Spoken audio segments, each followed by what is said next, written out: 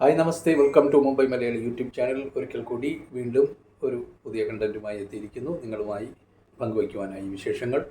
അതായത് ഇന്നത്തെ ദിവസത്തിൻ്റെ പ്രത്യേകത എന്താണ്? അതായത് നവംബർ 15 നമ്മുടെ ഭാരതത്തിൽ ബീഹാറിൽ, നമ്മുടെ സംസ്ഥാനമായ ബീഹാറിൽ ജമുയി എന്ന് പറയുന്ന സ്ഥലത്ത് ജൻജാതീയ ഗൗരവ് ദിവസ് എന്ന പേരിൽ ഇന്ന് ആഘോഷിക്കുകയായിരുന്നു. അതായത് ഇന്നത്തെ പ്രത്യേകത എന്ന് പറഞ്ഞാൽ നമ്മുടെ ആദിവാസി സമൂഹത്തിൻ്റെ സ്വാതന്ത്ര്യ സമര പോരാളി ആയിരുന്ന, സ്വാതന്ത്ര്യ സമര സേനാനിയായിരുന്ന, ബലിദാനി ആയ ഭഗ്വാൻ ബിർസ മുണ്ട ജമുയി എന്ന് പറയുന്ന സ്ഥലത്ത് ആണ് ഭഗ്വാൻ ബിർസ മുണ്ട എന്ന പേരിൽ അറിയപ്പെടുന്ന ആദിവാസി സമൂഹത്തിൻ്റെ ലീഡറും നേതാവും സ്വാതന്ത്ര്യ സമര പോരാളിയുമായിരുന്നു. അദ്ദേഹത്തിൻ്റെ 150ാമത് വാർഷികം, അതായത് ജന്മവാർഷികമായ ദിവസമാണ് ഇന്ന് ആഘോഷിക്കുന്നത് ഈ ദിവസം.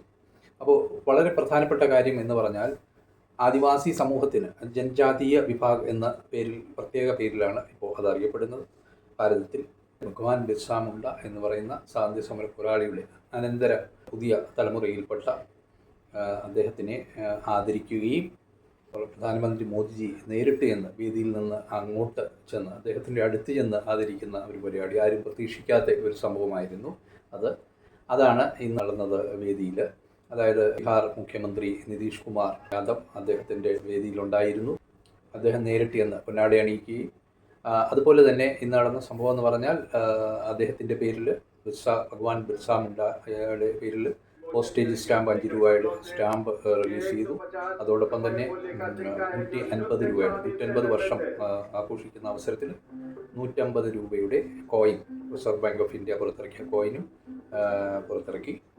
ഇങ്ങനെ പല കാര്യങ്ങൾ. അതോടൊപ്പം തന്നെ 6600 കോടി രൂപയുടെ പുതിയ പദ്ധതികളാണ് സർക്കാർ ഈ ജനജാതീയ വിഭാഗത്തെ സമൂഹത്തിന് വേണ്ടിയിട്ട് പ്രഖ്യാപിച്ചിരിക്കുന്നത്.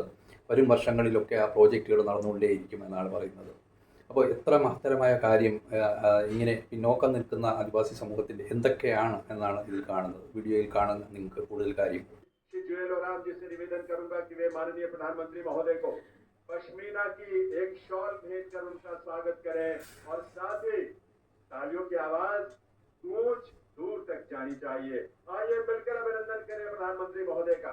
भगवान बिरसा मुंडा की एक काष्ठ प्रतिमा भी प्रधानमंत्री महोदय को भेंट कर रहे हैं माननीय मंत्री महोदय. ഭഗവാൻ ബിർസ മുണ്ടയുടെ പ്രതിമ അദ്ദേഹത്തിന് കൈമാറി മുഖ്യമന്ത്രിയും പിന്നീട് സദസ്യരിൽ ധാരാളം ഇതുപോലെ ജനജാതീയ വിഭാഗത്തിൽപ്പെട്ട സ്ത്രീജനങ്ങൾ എത്തിച്ചേർന്നിരുന്നു.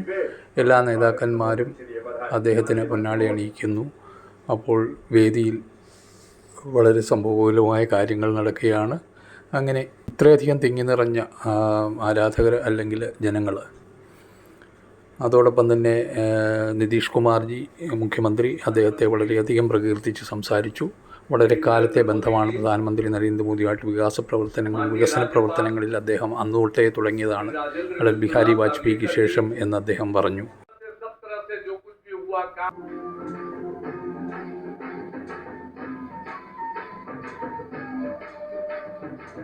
जनजातीय समुदायों का सशक्तिकरण और सम्मान इसी विजन के साथ. അതിനുശേഷം ജനജാതീയ വിഭാഗത്തിൽപ്പെട്ടവരുടെ എക്സിബിഷൻ സെൻ്ററുകൾ വിസിറ്റ് ചെയ്ത് അദ്ദേഹം അവരോടൊപ്പം ആഹാരം കഴിക്കുകയും ചെയ്തു. അദ്ദേഹം പറയുന്നത്, ഇന്ന് ജനജാതീയ വിഭാഗത്തിൽപ്പെട്ടവർക്ക്, അതായത് കോടിക്കണക്കിനുള്ള ഈ വിഭാഗത്തിൽപ്പെട്ടവർക്ക് ധാരാളം വികസന പദ്ധതികൾ ഗവൺമെൻറ് സർക്കാർ ആവിഷ്കരിച്ചിട്ടുണ്ട്. അതിൻ്റെ പ്രയോജനം അവർക്ക് ലഭിക്കുക തന്നെ ചെയ്യും ഘട്ടം ഘട്ടമായി എന്ന് അദ്ദേഹം പ്രസ്താവിക്കുന്നു, അടിവരയിട്ട് പറയുന്നു.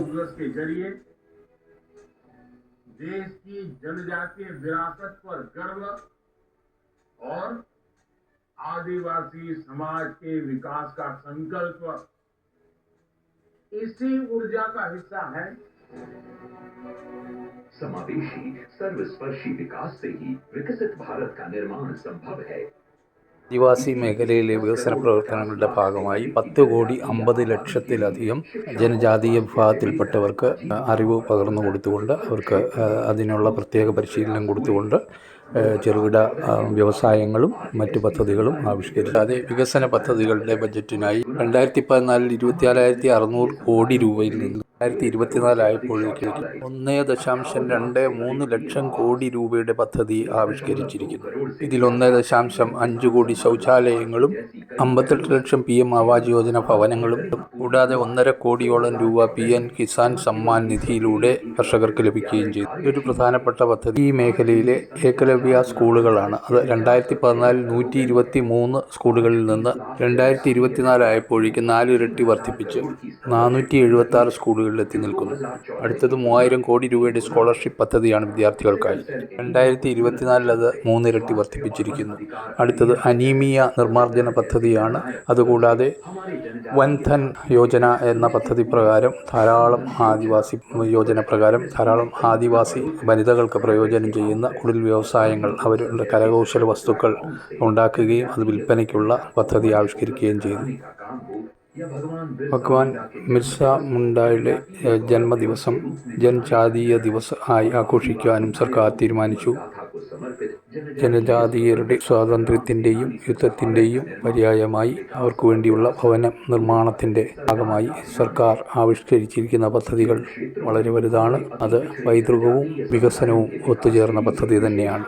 ഇങ്ങനെ വികസനം എല്ലാ തലങ്ങളിലും എത്തിച്ചുകൊണ്ട് 63,000 ആദിവാസി ഗ്രാമങ്ങളിൽ ഉടനീളം വൻ പദ്ധതി, അവർക്ക് പ്രത്യേക ഗ്രാമ പദ്ധതികൾ ആവിഷ്കരിച്ചുകൊണ്ട് അവർക്ക് എല്ലാവർക്കും 5 കോടിയോളം വരുന്ന ജനജാതീയ അംഗങ്ങൾക്ക് ആധാർ കാർഡുകളും ഡിജിറ്റൽ സംവിധാനങ്ങളും ഒക്കെ പ്രാപ്തമായിരിക്കുകയാണ്. ഇപ്രകാരം 150 വർഷം പൂർത്തിയാകുന്ന ജന്മദിന അവസരത്തിൽ ഭഗവാൻ ബിർസ മുണ്ടായുടെ ജന്മദിനമായ ഈ അവസരത്തിൽ 66,000 കോടി രൂപയുടെ പരിയോജന പദ്ധതികളാണ് ആവിഷ്കരിച്ചിരിക്കുന്നത്.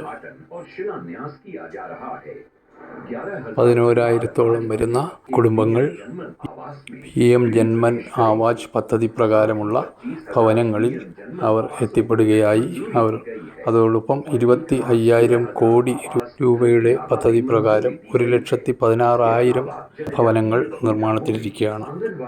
ആധുനിക രീതിയിലുള്ള അംഗൻവാടികൾ, വനിതകൾക്കായുള്ള ഹോസ്റ്റൽ സൗകര്യങ്ങൾ, ആശുപത്രി സൗകര്യങ്ങൾ, അതുപോലെ മറ്റ് പഠന സൗകര്യങ്ങൾ എന്നീ മൾട്ടിപർപ്പസ് കേന്ദ്രങ്ങളും ആരംഭിക്കുവാനുള്ള സൗഭാഗ്യങ്ങളും ഇവിടെ എത്തിച്ചേർന്നിരിക്കുന്നു.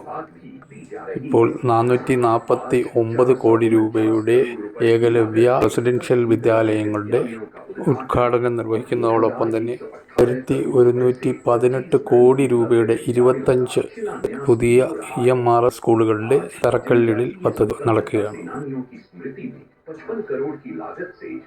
ഇതിനൊക്കെ ഉപരിയായി 55 കോടി രൂപയുടെ 2 ട്രൈബൽ ഫ്രീഡം ഫൈറ്റർ മ്യൂസിയവും പണിയുന്നതാണ്. 65 കോടി രൂപയുടെ 2 ട്രൈബൽ റിസർച്ച് ഇൻസ്റ്റിറ്റ്യൂട്ടും വരുന്നു. നമ്മുടെ ജനജാതീയ വിഭാഗത്തിൻ്റെ ജീവിതം വളരെ അനായാസമാകും ഈ പദ്ധതികളിലൂടെയെല്ലാം. നമ്മുടെ ജനജാതീയ വിഭാഗത്തിലെ സഹോദരീ സഹോദരന്മാർ ഭാരതത്തിൻ്റെ വികസന പ്രവർത്തനങ്ങളിൽ ഇപ്രകാരം ഭാഗഭാക്കാകുകയും ചെയ്യുന്നു. മറ്റൊരു കാര്യം എന്ന് പറഞ്ഞാൽ, നമ്മുടെ പ്രധാനമന്ത്രിക്ക് വേദിയിൽ വന്ന് നിൽക്കുമ്പോൾ യാതൊരു വിധത്തിലുള്ള നോട്ടുകളോ മറ്റോ ഒന്നും ആവശ്യമില്ല. കാരണം അദ്ദേഹത്തിന് ഒന്നും വായിച്ച് നോക്കി ആരുടെയും പേര് പറയാനും പറ്റുമോ. അദ്ദേഹം നല്ലൊരു ഹോംവർക്ക് ചെയ്തിട്ട് വരുന്ന ഒരു വ്യക്തിത്വമാണ് നമ്മുടെ പ്രധാനമന്ത്രിയുടെ. ഇതാണ് അദ്ദേഹത്തിൻ്റെ പ്രസംഗശൈലി. അപ്പം അത് പഠിച്ചിട്ട് തന്നെ ആരൊക്കെ വേദിയിലുണ്ട് അവരെയൊക്കെ അഭിസംബോധന ചെയ്ത് പറയുകയും അവരുടെ പേരെടുത്ത് പറയുകയും ഒക്കെ ചെയ്യുക പുള്ളിയുടെ പതിവ് രീതികൾ തന്നെയാണ്, പ്രസംഗ ശൈലിയാണ്. അപ്പോൾ അതോടൊപ്പം തന്നെ നമുക്ക് അഭിമാനിക്കാവുന്ന ഒരു കാര്യം എന്ന് പറഞ്ഞാൽ, അല്ലെങ്കിൽ വലിയ ഒരു പ്രധാനപ്പെട്ട ഒരു കാര്യം എന്ന് പറഞ്ഞാൽ, നമ്മുടെ ഭാരതത്തിൻ്റെ പ്രസിഡന്റ് തന്നെ ഒരു ആ സമൂഹത്തിൽപ്പെട്ട ജനജാതീയ സമൂഹത്തിൽപ്പെട്ട ആൾ തന്നെയാണ് പ്രസിഡന്റ് ദ്രൗപദി മുർമു. അവർ വളരെ വിദ്യാഭ്യാസം നേടിയ, വളരെ ഉന്നത വിദ്യാഭ്യാസം നേടിയ ഒരു വ്യക്തിത്വമാണ്. അപ്പോൾ അങ്ങനെ ഒരു പ്രസിഡന്റ് പദത്തിലേക്ക് നോമിനേറ്റ് ചെയ്യുവാൻ നമ്മുടെ ഈ ഒരു പാർട്ടിയും അല്ലെങ്കിൽ ഗവൺമെൻറ്റും തയ്യാറായത് തന്നെ ഇതിൻ്റെ ഒരു തുടക്കമാണ്. ഈ കാര്യങ്ങളൊക്കെ നടത്തിക്കൊണ്ടുവരുന്നതിൻ്റെ എന്ന് നമുക്ക് വേണമെങ്കിൽ പറയാം. കാരണം അന്നേ അത് പ്രോജക്റ്റിലുണ്ട്. അത് BJPയുടെ പ്രകടന പത്രികയിൽ ഇങ്ങനെയുള്ള ജനജാതീയ വിഭാഗത്തിൽപ്പെട്ട ആൾക്കാരുടെ ഉന്നമനത്തിന് വേണ്ടിയിട്ടുള്ള ഈ പ്രോജക്റ്റുകളൊക്കെ കൊണ്ടുവരുമെന്ന് നേരത്തെ പ്രഖ്യാപിച്ചിരുന്നത് തന്നെയാണ് ഇപ്പോൾ നടന്നുകൊണ്ടിരിക്കുന്നതൊക്കെ. അപ്പം നമ്മൾ ഈ കാണുന്ന കാര്യങ്ങളൊക്കെ വളരെ പടിപടിയായിട്ട് അത് നടന്നുകൊണ്ടിരിക്കുന്നു. അതിൻ്റെ എല്ലാ തീർന്ന പ്രോജക്റ്റുകൾ എല്ലാം അതങ്ങോട്ട് വളരെ ഗംഭീരമായി പോവുകയും ചെയ്യുന്നു. അപ്പോൾ എന്തായാലും അത് നമുക്ക് അർഹിക്കുന്ന കാര്യം തന്നെയാണ്. ഈ സർക്കാരിന് നേട്ടങ്ങളാണ്, സംശയമൊന്നുമില്ല. भारत माता की, भारत माता की, भारत माता की। मैं कहूंगा भगवान बिरसा मुंडा, आप कहिए अमर रहे, अमर रहे। भगवान बिरसा मुंडा, भगवान बिरसा मुंडा, भगवान बिरसा मुंडा।